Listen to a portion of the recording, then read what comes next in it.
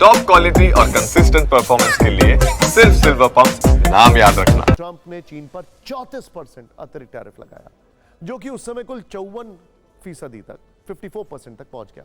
इसके बाद 4 अप्रैल को चीन ने अमेरिका पर 34% का टैरिफ काउंटर टैरिफ लगाया, जिससे ट्रंप भड़क गए। फिर 8 अप्रैल को ट्रंप ने चीन पर अतिरिक्त 50% का टैरिफ बम फोड़ा, इस धमकी के साथ कि चीन ने अमेरिका की बात नहीं मानी तो यह दर और बढ़ सकती है।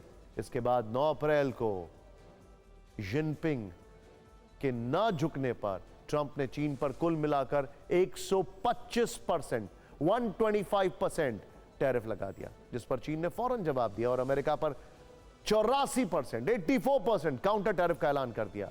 चीन के इस कदम से ट्रंप का पारा 7वें आसमान पर पहुंच गया। इसके बाद ट्रंप ने 70 देशों को 90 दिनों के लिए टैरिफ से राहत तो दे दी, लेकिन 10 अप्रैल को अमेरिका ने चीन पर फिर से कुल मिलाकर 145% का टैरिफ लगा दिया। तो चीन ने जवाब देने में देरी नहीं की और अमेरिका पर 125% का टैरिफ लगा दिया। तू डाल डाल मैं पात पात। अब दुनिया यह समझ चुकी है कि ट्रंप चीन के आगे झुकेंगे नहीं और कल रात ट्रंप ने चीन के विरुद्ध 100% अतिरिक्त टैरिफ्स का बोझ डालते हुए कुल मिलाकर रिकॉर्ड 245% का टैरिफ लगा दिया है। ट्रंप ने फैसला लेते हुए चीन को धमकी भी दी है कि गेंद अब बीजिंग के पाले में, या तो वो अमेरिका के आगे सरेंडर करे, बातचीत की टेबल पर आए, या फिर 245% का टैरिफ संकट झेले। लेकिन दूसरी ओर जिनपिंग भी अब तक झुके नहीं है। वो अमेरिका के विरुद्ध भयानक फैसले ले सकते हैं। बल्कि इंटरेस्टिंग बात क्या है, सोचिए, चीन अपने दुश्मन देशों के साथ बैठकें कर रहा है। जिनपिंग खुद वियतनाम गए, नंबर 1।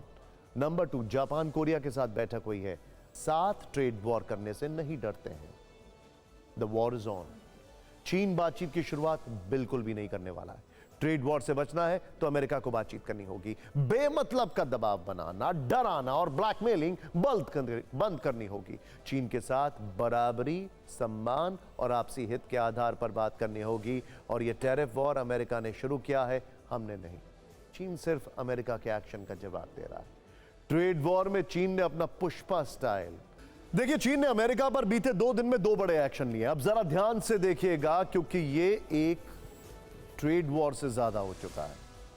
ये फुल फ्लेजेड वॉर है जिसमें पैसे का नुकसान ज्यादा है, हथियारों का नहीं। जिनपिंग ने अमेरिका की बोइंग कंपनी को झटका देते हुए बोइंग कंपनी को झटका देते हुए अपनी एयरलाइंस को बोइंग से नए विमान न खरीदने का आदेश दिया। तो दूसरी ओर विश्व को निर्यात होने वाले 7 दुर्लभ धातुओं के निर्यात पर भी रोक लगा दी है, जिसके बाद अमेरिका को मिसाइलें, फाइटर प्लेन्स, इलेक्ट्रॉनिक कार के निर्माण में मुश्किलें आ सकती हैं। हम इस एक्शन के बारे में आपको 1 दिन पहले ही इसी शो में विस्तार से बता चुके हैं।